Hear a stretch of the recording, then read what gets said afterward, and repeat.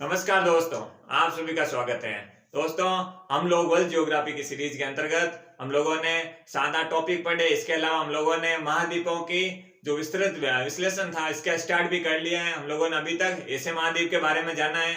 ठीक है, आज से हम लोग अफ्रीका महाद्वीप के जो मुख्य बिंदु है, पर्वत, पठार, नदियां, झीलें, जो भी मुख्य रूप से एक एक करके हम लोग 2-3 वीडियो में सारा डिटेल में जानेंगे। ठीक है, हम लोगों ने अब बात करें कि भाई इस महाद्वीप जो भी अफ्रीका महाद्वीप दिख रहे हैं आपको, तो इसमें मैंने जो कलरफुल चीजें बता रखी हैं इसके बारे में पहले आपको मैं बता दूं। ठीक है, आप ये मैप बना भी सकते हैं, साथ साथ अपने पास एटलस भी होना चाहिए आपके पास। ठीक है, तो सबसे पहले मैं आपको इसमें जो कलरफुल चीजें बताई है, ये जो आपको रेड कलर में ये जो पर्वत दिख रहे हैं रेड कलर में, ये जो सारे क्या हैं, ये हैं पर्वत। अफ्रीका महाद्वीप के जो मुख्य रूप से जो एग्जाम की दृष्टि से इंपॉर्टेंट पर्वत है ये सारे हैं, इसके बारे में बात करेंगे। और जो आपको ये ग्रीन लाइन है, ग्रीन कलर में जो दिख रही है, ये क्या है, अफ्रीका की कंट्रीज है, जिसको मैंने कर्क रेखा कौन कौन से देश हैं, इसको अफ्रीका क्या नाम मकर रेखा के वाले देश हैं, और मकर रेखा वाले देश है या भूमध्य रेखा वाले देश है, इसके बारे में एक एक करके आपको विश्लेषण विस्तार से बताऊंगा। ठीक है, इसके अलावा जो आपको ये ब्लू कलर में दिख रहे हैं, ब्लू कलर में ये जो दिख रहे हैं ये क्या है, पठार है। अफ्रीका के जो मुख्य रूप से जो पठार है, ठीक है, बड़े, ठीक है ना, एग्जाम की दृष्टि से क्लियर हो गया। ये तो बात होगी। अब हम लोग लेक्चर स्टार्ट करते हैं। दोस्तों, आपको पता है कि अफ्रीका एक देश ऐसा है जहां पर तीनों जो अक्षांश रेखाएं हैं, जो कौन कौन सी, कर्क रेखा, भूमध्य रेखा और मकर रेखा। तो मैं यहां नाम लिख लेता हूं, कर्क रेखा, ये कौन सी होगी,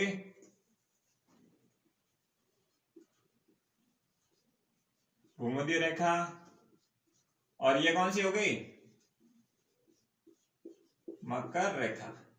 ठीक है, तो हम लोग एक एक के बारे में जानेंगे, एग्जाम में कैसे सवाल बनते हैं उसके बारे में भी जानेंगे। तो सबसे पहले हम लोग बात करते हैं कर्क रेखा के बारे में। तो कर्क रेखा की बात करें तो पहले मैं आपको मैप में लोकेट बता दूं कौन कौन से देश आ रहे हैं कर्क रेखा के ऊपर। तो कर्क रेखा कौन कौन से देशों से, अफ्रीकी देश से बता रहा हूं अभी तक। ठीक है, पूरे वर्ल्ड की बात नहीं कर रहा हूं मैं, अफ्रीका के कौन कौन से देश जो कर्क रेखा का हिस्सा है उसके बारे में बात करेंगे। तो सबसे पहले जो आपको पीएस दिख रहे हैं ये क्या है, पश्चिमी सहारा। ठीक है, दूसरे नंबर पर ये जो आपको लोकेशन दिख रही है ये है मॉरिटेनिया। ठीक है, अब आगे आ जाते हैं। आगे जो आपको ये जो दिख रही है, देखिए इस पर ध्यान दीजिए, ये क्या है, माली। माली एक अफ्रीका का देश है। ठीक है, अब हम लोग और आगे आ जाते हैं, ये है अल्जीरिया। क्या है, ये अल्जीरिया है। तो अल्जीरिया के बाद में नाइजर, नाइजर के बाद में ये जो आपको स्ट्रक्चर दिख रही है ये है लीबिया, उसके आगे ये है जो मिस्र है जिसे इजिप्ट बोलते हैं। तो 7 देश हैं ऐसे कर्क रेखा से गुजरने वाले। अफ्रीकी देशों की बात करें तो 7 देशों से कर्क रेखा गुजरती है। किसके, अफ्रीका की बात कर रहे हैं हम लोग, पूरे वर्ल्ड की नहीं बात कर रहे हैं। तो कौन कौन से हैं, मैं आप नोट डाउन कर लीजिए, मैं साथ साथ लिख लेता हूं। ठीक है, देखो सबसे पहले कौन सा है, सबसे पहले है पश्चिमी सहारा।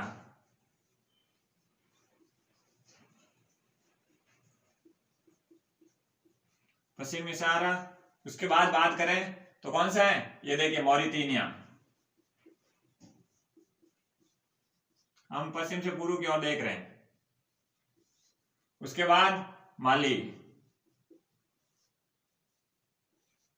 उसके बाद क्या हो गया, माली हो गया, फिर अल्जीरिया।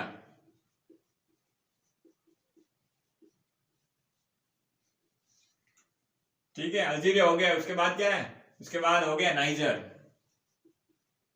नाइजर की भी सीमा लगती है कर्क रेखा से, ध्यान रखना। उसके बाद आ गया लीबिया।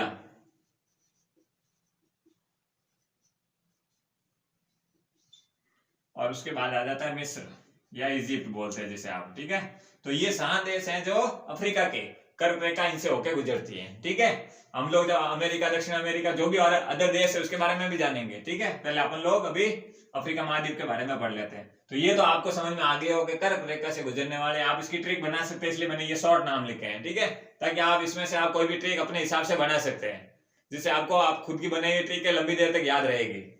क्लियर हो गया, ये तो बात हो गई, हम लोगों ने पढ़ लिया है कि कर्क रेखा से होकर गुजरने वाले राज्य, सॉरी देश, ठीक है, जो अफ्रीका के हैं। अब हम लोग आ जाते हैं भाई भूमध्य रेखा वाले कौन कौन से देश हैं। दूसरे नंबर पर हम लोग इसका भूमध्य रेखा के बारे में जानते हैं। तो भूमध्य रेखा को आपको पता है कि विषुवत रेखा भी बोलते हैं, 0 डिग्री अक्षांश रेखा भी बोलते हैं। ठीक है, तो ये जो आपको स्थिति दिख रही है किसकी है, भूमध्य रेखा की। तो भूमध्य रेखा के आपको सबसे पहले पता होना चाहिए, सबसे पहला देश कौन से हैं? ये जो आपको देश की स्ट्रक्चर दिख रही है, ये आपको कुछ चीजें आप खुद से बनाओगे जितनी ज्यादा आपकी प्रैक्टिस अच्छी हो जाएगी, ठीक है। नहीं तो आप मैप में देख सकते हैं कि भाई एग्जिट लोकेशन आप मैप में आराम से देख सकते। ये है जो गैबोन है, ठीक है। क्या है? गैबोन है। ये है कांगो। गैबोन के पास में कौन सा देश है? ये जो आपको स्ट्रक्चर है इसके मैं नाम भी लिखाऊंगा, पहले आप यहाँ मैप पर ध्यान दीजिए। ये हो गया गैबोन, ये है कांगो, ये क्या हो गया? डेमोक्रेटिक रिपब्लिक कांगो, ठीक है। ये कौन सा हो गया? युगांडा। ये हो गया केनिया, और एसओ लिखा हुआ है जो मैंने, इसका मतलब है सोमालिया। तो कितने देश हुए? 1 2 3 4 5 और 6 देश। 6 देश है, अफ्रीकी देश है जो जहां से क्या भूमध्य रेखा होके निकलती है। तो 6 देश कौन कौन से? नाम भी लिखा लेता हूं, ठीक है।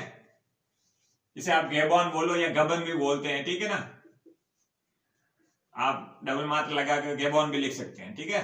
तो गबन हो गया। दूसरा कांगो,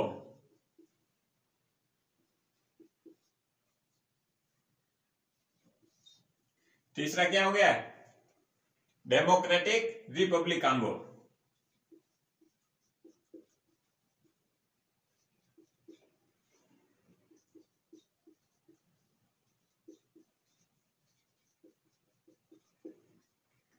डेमोक्रेटिक रिपब्लिक कांगो, ठीक है ना। आगे आगे चौथे नंबर पर कौन सा देश आ रहा है? देखिए, ये हो गया गैबोन, ये हो गया कांगो, ये हो गया डेमोक्रेटिक रिपब्लिक कांगो, और हो गया युगांडा, ठीक है। उसके आगे कौन सा है? केनिया।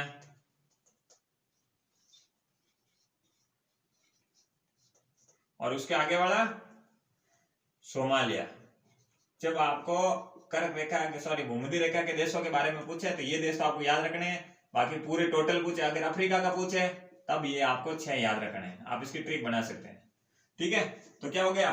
गबन, कांगो, सॉरी एक मिनट थोड़ी गड़बड़ हुई है। Congo, democratic Republic Congo, Uganda और केनिया।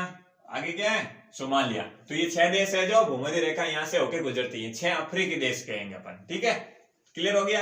ये तो बात होगी अपन के भूमध्य रेखा के बारे में हम लोगों ने पढ़ लिया। अब हम लोग और आगे आ जाते हैं, क्योंकि दोस्तों इसके सवाल बनते हैं, इसलिए मैं आपको भली फैक्ट हो ये आपको पता होना चाहिए। मैप में मैप की स्थिति भी पता होनी चाहिए। मैप की स्थिति पता होने के फायदे ये होंगे, आसपास के कुछ कंट्री या कोई लोकेशन पूछ लेंगे तो आपको आराम से समझ में आ जाएगा कि भाई हाँ, अगर ये देश आपको पता है तो इसके आसपास के देश वाले आपको थोड़ा आइडिया मिल जाएगा। सवाल घूमेगा फिर भी आप कर सकते हैं। तो हम लोगों ने भूमध्य रेखा के बारे में बात कर दी, जो विषुवत रेखा भी बोलते हैं। अब हम लोग मकर रेखा पर आ जाते हैं। तो मकर रेखा की बात करें तो मकर रेखा में आप ध्यान दीजिए, वो भी बात होगी, इसमें भी हम लोग कंट्रीज देखेंगे, क्योंकि अभी हम लोग कर्क रेखा, भूमध्य रेखा और मकर रेखा के बारे में पढ़ रहे हैं। तो मकर रेखा की बात करें तो सबसे पहला देश कौन सा है? ये जो देखो एनपी लिखा हुआ है, ये क्या है? नामीबिया। क्या है? नामीबिया। बी क्या है? बोत्सवाना। क्लियर हो गया? नामीबिया, बोत्सवाना और साउथ अफ्रीका और मोजाम्बिक। क्लियर हो गया? ये वाली चीजें हैं जो आपको समझ में आ रही होगी।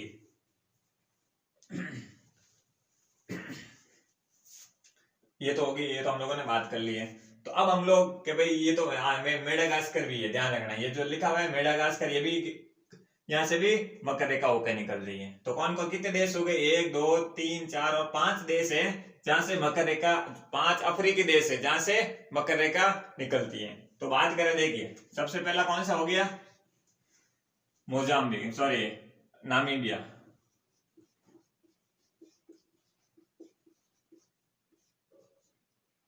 हाल ही में न्यूज में भी रहा था, ठीक है। किस लिए रहा? आप फटाफट आप सर्च करके बताइए मुझे, किस चीज के लिए न्यूज में रहा था?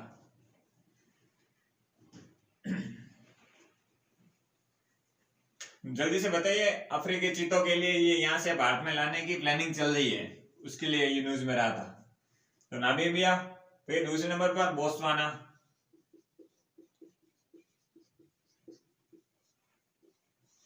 इसके बाद में दक्षिण अफ्रीका।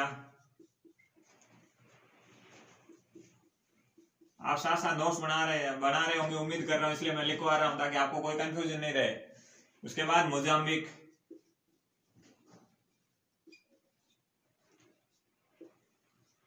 उसके बाद क्या आ रहा है? मेडागास्कर। ये 5 देश है जहां से मकर रेखा, 5 अफ्रीकी देश है जहां से मकर रेखा होके निकलती है। क्लियर हो गया? ये तो आपको आराम से समझ में आ गया होगा, कोई दिक्कत नहीं होगी। अब हम लोग एक एक करके क्या करेंगे, पर्वतों के बारे में बात करेंगे। ठीक है, आगे और कुछ जाने से पहले एक चीज और मैं आपको बता दूं, आपको पता है कि 0 डिग्री देशांतर रेखा है जिसे लंदन के ग्रीनविच से होके निकलती है, तो अफ्रीका के देश से भी होके निकलती है, तो वो भी आपको पता होना चाहिए। ठीक है, आपको पता है ये अफ्रीका महाद्वीप है, इसके ऊपर कौन सा है, यूरोप महाद्वीप है, तो अफ्रीका महाद्वीप के कौन कौन से देशों से होके गुजर रही है, तो आपको यहाँ ध्यान देना है। कुछ यहां से निकल रही है। ठीक है, इसको मैंने ये अफ्रीका से होते हुए, ठीक है, यूरोप से होते हुए अफ्रीका महाद्वीप से 0 डिग्री देशांतर यूरोप में कौन कौन से देशों से होके गुजर रही है, इंग्लैंड है, स्पेन है और फ्रांस है। कौन कौन से हैं, इंग्लैंड, स्पेन और फ्रांस। ठीक है, ये तो यूरोपीय देश की बात हो गई। फिर आगे आते हैं, तो भाई आगे वाले देश कौन कौन से हैं उसके बारे में पता होना चाहिए। तो अब देखिए, मैं इसको हटा देता हूं।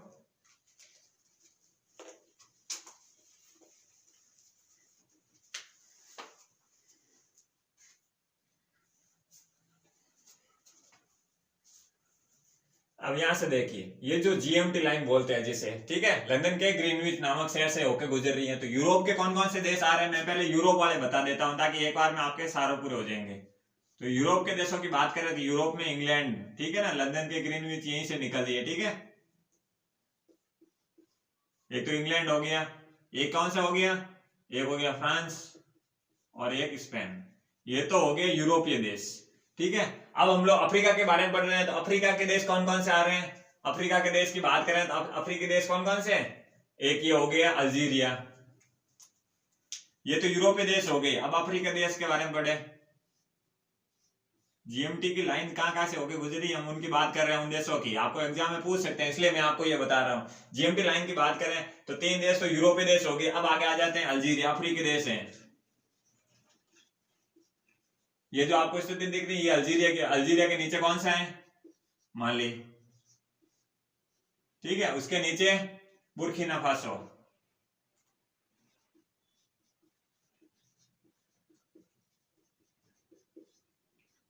Burkina Faso. आगे आ जाता है क्या, घाना, उसके आगे क्या आ जाता है, टैगो। इन देशों से होते हुए लंदन की 0 डिग्री देशांतर रेखा है, एग्जाम में सवाल बन सकते हैं। तो आपको यूरोप के 3 देश आगे, इंग्लैंड, फ्रांस और स्पेन। अफ्रीकी देशों की बात करें, अल्जीरिया, माली, बुर्किना फासो, घाना और टैगो। ठीक है, इन देशों के बारे में आपको पता होना चाहिए, एग्जाम में आपको सीधा पूछ सकते हैं लंदन की ग्रीनविच जो 0 डिग्री देशांतर रेखा है, देशांतर रेखा है, वो कौन कौन से देशों से होकर गुजरती है। तो आपको पता है महाद्वीप तो 2 है, लेकिन दोनों इन महाद्वीप के यूरोप की बात करेंगे तो इंग्लैंड, फ्रांस और स्पेन। अफ्रीकी देशों की बात करेंगे तब अल्जीरिया, माली, बुर्किना फासो और घाना और टैगो के बारे में बात करेंगे। क्लियर हो गया। और जो आपको पता है ये जो 0 डिग्री देशांतर रहे और भूमध्य रेखा एक दूसरे को कहां पर काटती है, अटलांटिक महासागर में, ये दक्षिणी अटलांटिक महासागर का भाग है। ठीक है, ये तो आपको क्लियर हो गया होगा। ये तो बात कर ली हम लोगों ने जो कर्क रेखा, मकर रेखा और जीएमटी लाइन के बारे में। अब हम लोग आगे आ जाते हैं कि भाई अफ्रीका महाद्वीप के जो प्रमुख पर्वत है वो कौन कौन से हैं, उसकी क्या विशेषता है, उसके बारे में जानते हैं।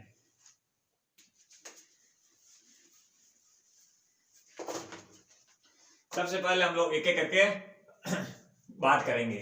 दोस्तों सबसे पहले मैं ये आपको स्थिति बता दूं, ये जो आपको स्थिति दिख रही है, ये जो है पर्वत कौन सी श्रृंखला है, एटलस पर्वत। ठीक है, किसका, एटलस पर्वत कहां स्थित है, अफ्रीका में। ठीक है, अब एटलस पर्वत तो हो गया, इसका विस्तार कहां पर हो गया, सबसे पहले हम लोग इसकी बात कर रहे हैं, एटलस पर्वत। तो इसकी पहली विशेषता क्या है भाई, इसका विस्तार कहां से कहां तक है, इसका विस्तार हो गया कहां से कहां तक, एक तो हो गया मोरक्को, ठीक है, फिर क्या आ गया, अल्जीरिया, फिर क्या आ गया, फिर यहां पर ये जो आपको दिख रहा है ट्यूनीशिया है। तो अब आपको समझ में आ गया, एटलस पर्वत है, इसका विस्तार की बात करेंगे जो अफ्रीका महाद्वीप का भाग है, लेकिन किन देशों में, अफ्रीकी देशों में विस्तार है, तब हम लोग बात करेंगे मोरक्को, अल्जीरिया और ट्यूनीशिया के बारे में। ठीक है, ये आपको समझ में आ गया होगा। अब बात करते हैं कि भाई एटलस पर्वत जो श्रृंखला है वो एक क्या है, हिमालय की तरह वली श्रृंखला है। क्यों, क्योंकि इसका भी चट्टानों के टकराने से ही इसका जो निर्माण हुआ था, वलन से हुआ था। ठीक है, जो 33 सागर वाला प्रोसेस पढ़ा ना, तो इसका भी कुछ उसी प्रोसेस से हुआ है। तो ये भी क्या है, वली श्रृंखला है। क्लियर हो गया। ये तो बात होगी एटलस पर्वत की। अब इसकी और क्या विशेषता हो सकती है कि जब हम लोग एटलस पर्वत पढ़ रहे हैं तो आपको यहाँ पर एक सवाल बन सकता है कि एटलस पर्वत की सबसे ऊंची चोटी कौन सी है? तो सबसे ऊंची चोटी है माउंट टॉकबॉल। कौन सी? माउंट टॉकबॉल जो है सबसे ऊंची चोटी है एटलस पर्वत श्रृंखला की। क्लियर हो गया? एग्जाम में पूछ लिया एटलस पर्वत श्रृंखला की सबसे ऊंची चोटी कौन सी है? माउंट टॉकबॉल। क्लियर हो गया? ये उम्मीद कर रहा हूं आपको समझ में आ गया होगा। अब हम लोग आगे आ जाते हैं। ये तो हम लोग एटलस पर्वत के बारे में बात कर दी। आगे आगे आ जाते हैं। ये जो आपको दिख रहा है ये है माउंट कैमरून। ठीक है, कैमरून में स्थित है। कैमरून देश में क्या नाम है? जो एम डॉट के बाद में समझा गया, ये है माउंट कैमरून। ठीक है, क्या है? Mount Cameroon. क्लियर हो गया? कहां स्थित है? कैमरून में। ये भी दक्षिण अफ्रीका का ही भाग है। आपको माउंट कैमरून का पूछ ले तब आपके दिमाग में ये आना चाहिए ये अफ्रीकी महाद्वीप का बात है। ठीक है, तो अब आगे आ जाते हैं। ये वाला जो आपको दिख रहा है ये है माउंट केनिया। ये बहुत इंपॉर्टेंट है क्योंकि दोस्तों इसमें सवाल 2-3 तरीके से बनते हैं, मैं उसके बारे में बताऊंगा। ये कौन सी ये जो स्थिति है माउंट केनिया की, माउंट केनिया का जो विस्तार है, तो इसका विस्तार की बात करेंगे तो इसका विस्तार कहां से? इथोपिया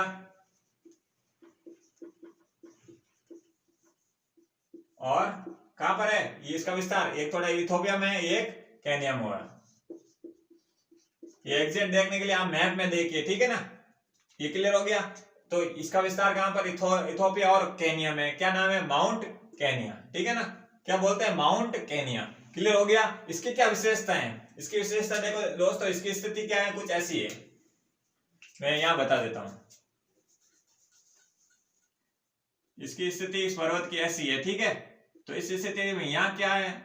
इथोपिया इथोपिया की स्थिति है, बाकी वाला किधर है? केनिया की स्थिति है। तो इसमें देखिए सवाल इसलिए महत्वपूर्ण हो जाता है कि सवाल ऐसे बनता है। इसमें 2 तरीके से सवाल बन सकते हैं।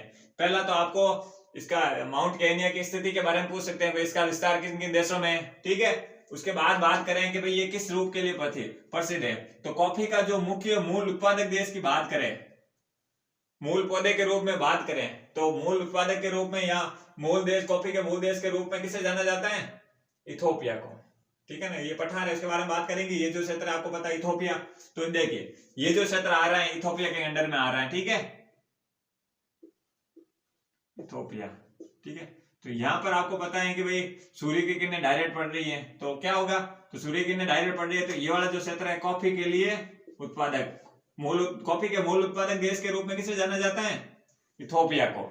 ठीक है, और यहाँ पर जो इसका जो अभिमुख भाग है ये हो गया। ठीक है, विमुख भाग हो गया, ये विमुख या विमुख। ठीक है, तो इसके विमुख भाग में चाय की खेती उत्पादन होता है। 2 अलग अलग विशेषता हो गई। इथोपिया वाले भाग में कॉफी के उत्पादन के मूल देश के रूप में भी जाना जाता है और कॉफी का उत्पादन भी होता है। ठीक है, और चाय की बात करें तो चाय का ये मूल केनिया की स्थिति बता कर रहा है। ठीक है, तो केनिया की स्थिति में ऐसा नहीं कि आप चाय का मूल देश के रूप में, चाय का जो मूल देश के रूप में चीन को जाना जाता है। ठीक है, तो ये तो बात हो गई इथोपिया के बारे में, माउंट केनिया के बारे में। ठीक है, माउंट केनिया की स्थिति ये है कुछ। ठीक है, आप मैप में देख सकते हैं। तो ये तो बात कर ली हम लोगों ने माउंट केनिया की। अब हम लोग थोड़ा और आगे आ जाते हैं। आगे मतलब ये देखते हैं हम लोग, ये जो आपको ये जो श्रृंखला दिख रही है लाल कलर में, जिसमें मैंने DRC लिख रहा, डेमोक्रेटिक रिपब्लिक कांगो में है। ठीक है, तो डेमोक्रेटिक रिपब्लिक कांगो में मिटुम्बा पर्वत की स्थिति पूछ ले किस देश में है? तो डेमोक्रेटिक रिपब्लिक कांगो, जिसे जायरे भी बोलते हैं। क्या बोल सकते हैं? जायरे में स्थित है, जायरा भी बोलते हैं और डेमोक्रेटिक रिपब्लिक कांगो भी बोलते हैं। यहाँ पर कौन सा पर्वत श्रृंखला स्थित है? यहाँ है मिटुम्बा पर्वत। क्लियर हो गया? यहाँ कौन सी श्रृंखला है? मिटुम्बा पर्वत की श्रृंखला है। ये आपको उम्मीद कर रहा हूं समझ में आ गया होगा। मिटुम्बा पर्वत का पूछ ले तो डेमोक्रेटिक रिपब्लिक कांगो में स्थित है, दक्षिण अफ्रीका का देश है। अब हम लोग आ जाते हैं इस श्रृंखला पर। ये जो श्रृंखला दिख रही है माउंट किलिमंजारो, तो माउंट किलिमंजारो की बात करें तो इसकी क्या खास विशेषता है? सबसे पहले इसका विस्तार कहां पर है? तंजानिया में। ठीक है, तो इसका विस्तार की बात करें तो तंजानिया में।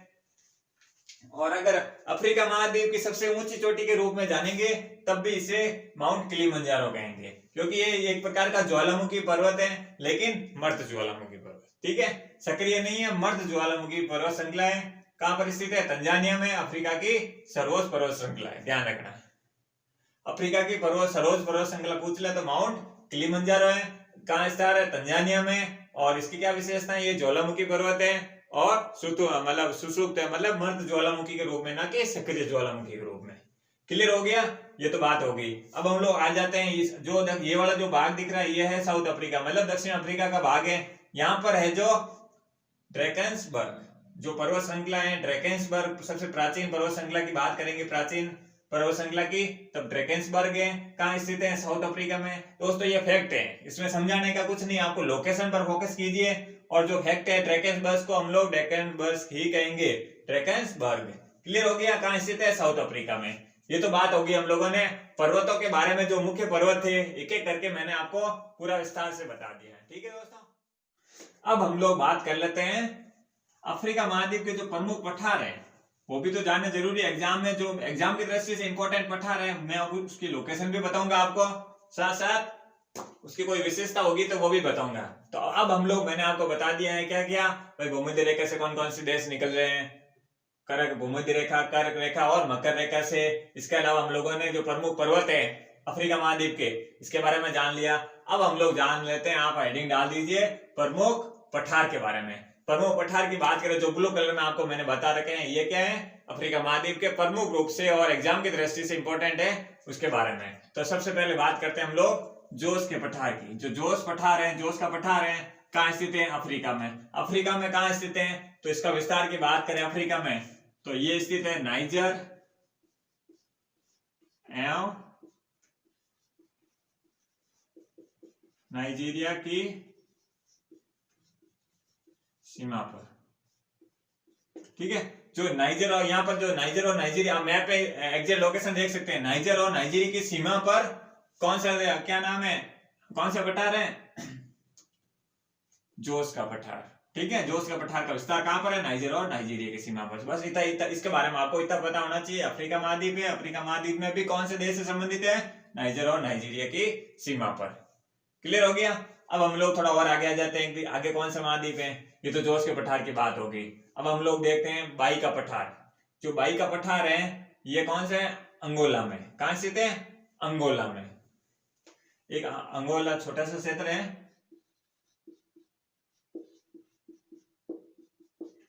अंगोला। बाई का पठार का पूछ ले आपको तो कहां स्थित है, आपको पता होना चाहिए, अंगोला में।